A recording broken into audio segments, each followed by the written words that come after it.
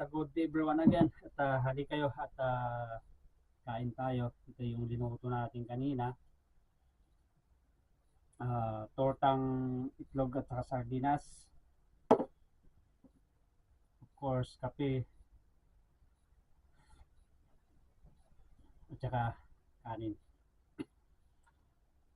So, napakalungkot. Kumain mag-isa. Ito ang buhay ko dito bilang isang OFW. Dahil nga, ito yung kwarto ko. Partition, maliit lang siya. Kasi nga, kanya-kanya kami dito, pati pagkain, kanya-kanya rin. Bihira yung nagkasabay-sabay, tapos salo-salo. Kasi nga,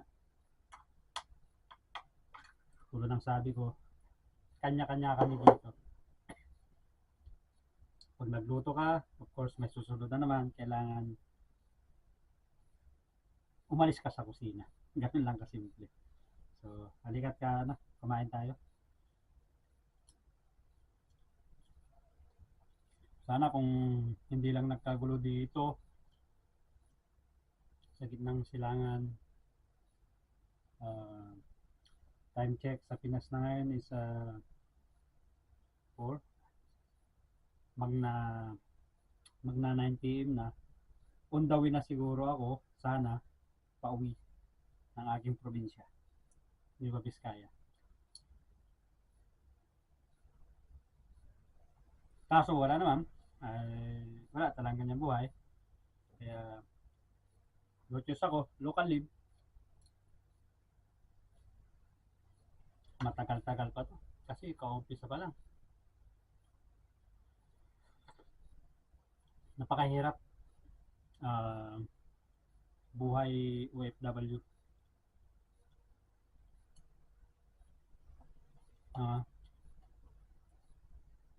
Ito yung ulam natin, di ba? Serve na tayo dito. Buhay OFW, napakahirap talaga. Sakripisyo, katulad nito, di ba? Kumain ako mag-isa, minsan masarap ang ulam.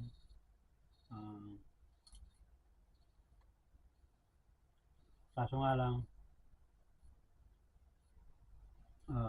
mag-isa kang kumakain. Kaya sana yung mga mga nanay, tatay, OFW na tumutulong sa inyo. Tulad sabi ko, meron kayong magulang, kapatid, auntie, uncle, lolo, lola, o kahit sino pa naman yan na yung kamag-anak na tinutulungan kayo, maswerte kayo, pangalagaan nyo ang kanilang tinutulong sa iyo. Lalong-lalo na kung pinag-aaral nila kayo, mag-aral kayo mabuti. Dahil napakahirap kitain ang pera dito sa ibang bansa. Kapag kasama mo pamilya mo, meron silang mga magagandang trabaho, maswerte sila. Tandaan nyo, hindi lahat ng OFW maswerte. Hindi lahat ng OFW may ipon. Hindi lahat ng OFW maganda ang sweldo. Marami ring OFW na sabihin natin na nasa laylayan. Tama lang yung kinikita. Pagkakuha ng sweldo, wala nang iniisip, kundi ipadala sa Pilipinas yan. Padala na sa inyo. Hindi pa nakukuha yung sweldo ng isang OFW, na-divide na yan kung saan niya dadalhin yung sweldo niya. Of course, number 1, pamilya. Yan ang una sa isang OFW. Tapos, walang natitira. Sa totoo lang, OFW, karamihan sinungaling. Nagsisinungaling sila. Baka sa iba yung iniisip nyo. Kapag tinanong nyo, bigyan ko kayo ng halimbawa. Pag tinanong nyo, kumain na ba kayo? Oo. Anong ulam mo? Nagsasabi yan, minsan, ng hindi totoo. Di ba? Nag-ulam ako ng sabi niya, masarap. Bumili ako kanina ng manok, lechon, pero sa totoo lang yan. nagsisinungaling. Alang-ala sa inyo. Dahil naranasan ko rin minsan na anong ulam mo? Siyempre, lalo na pag nakita ko na masarap ang ulam nila, sabihin ko rin na ganito yung ulam mo. Masarap din. Kasi nga, kapag sinabi mo na ganito ganyan, kukonsensyahin mo ba sila? Di ba? Pero sa totoo lang, napakahirap.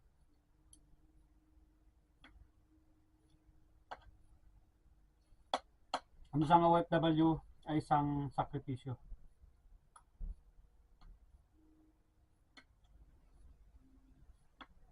Napakalaking sakripisyo. Tingnan nyo itong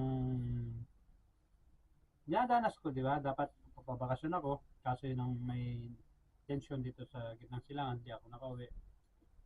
Saradong paliparan. Notice ako. Local live ako. Dito lang ako. So, ito. Kumakain ako ginawa ko lang tong video na to at least meron akong libangan at saka gusto ko lang i-share sa mga ibang tao na buhay ng isang OFW ay hindi madali. Tulad ng sabi ko, hindi naman lahat ng OFW, pero mas marami ang percentage ng OFW na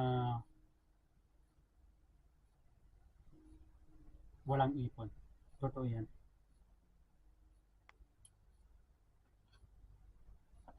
At marami ring OFW, sana yung mga katulad kong OFW hindi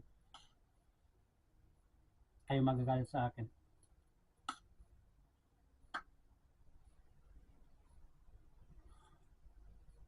Marami ring OFW na imbis na gumanda ang buhay nila, nagpunta sa ibang bansa para sa ganun kumita, masuportahan ng kanyang pamilya. Kaso nga lang, ang nangyari, instead na mapaganda, nasira ang kanyang pamilya. Marami.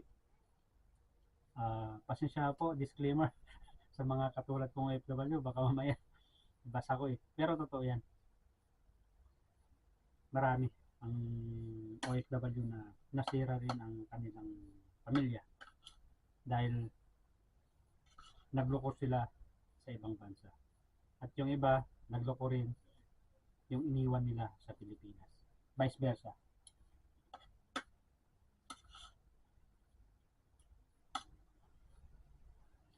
Kaya again, yung mga ulitin ko ulit, yung isang OFW ay isang sakripisyo. Napakalaking sakripisyo. Ang OFW, hindi lahat siniswerte. Ang OFW, hindi lahat malaki ang sweldo. Mas marami, tawagin na lang natin na salaylayan. Kumbaga sa atin, minimum wage. Totoo yan. Kahit magtanong kayo, mag-survey kayo, totoo yan. Yung sinasabi ko. Nasa minimum wage. Sabihin na lang natin minimum wage. Hindi lahat malaki ang sweldo. Kaya maraming OFW na walang ipon o kunti ang ipon, isa na ako dun. Marami ring OFW na mapalad, maganda, sila ay mga professionals, magandang sweldo, magandang trabaho, kasama nilang pamilya o kahit hindi naman kasama ang pamilya, mas maganda yung kumbaga pamumuhay nila, di ba? O tingnan nyo ito yung kwarto ko. Inupahan ko to ng 60 kb. It means kapag times mo sa Pilipinas, yung 60 kb, sabihin na lang natin ang palitan ngayon is 190. So, magkano yan sa ngayon? 60 times 190. 11,400. Ito, ang lito. Mga, wala pang isang lipa. Mga 2 meters, siguro. Oo. Tapos yung link, 1, 2, mga 5 meters. Yeah. Mas maganda rin kasi to, kumbaga, may privacy ka na tinatawag. Katulad ko, yung mga gamit ko dyan, kapag dumating ako, gusto ko na ilalagay dyan. Wala akong sarili ko, di ba? At pagkain din, mas maganda rin kanya-kanya. Kasi kapag tinamad ka magluto, bili ka sa labas, kung anong gusto mo, okay lang. Unlike na pag sama-sama kayo, may masasabi ang iyong kasamahan. Kaya mas maganda sarili mong luto talaga, kanya-kanya. So, again, mga ka-OFW, kain muna ako. Ang dami ko na yatang nasabi. Pa-comment below sa mga sinabi ko kung hindi totoo. Disclaimer lang po. Pero, totoo yan. Na hindi lahat ng OFW maswerte. So, kain muna ako, mga kababayan. Bagong lahat, ako pala si Ronnie. Kasalukuyang OFW dito sa bansang Kuwait. Pa-support naman ang channel ko. Like, share, and subscribe. At kita-kits sa mga susunod kong videos.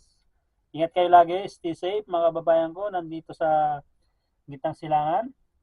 Stay safe tayong lahat. At mga kababayan ko sa Pilipinas at sa inyong lahat, have a nice and great day to all of you.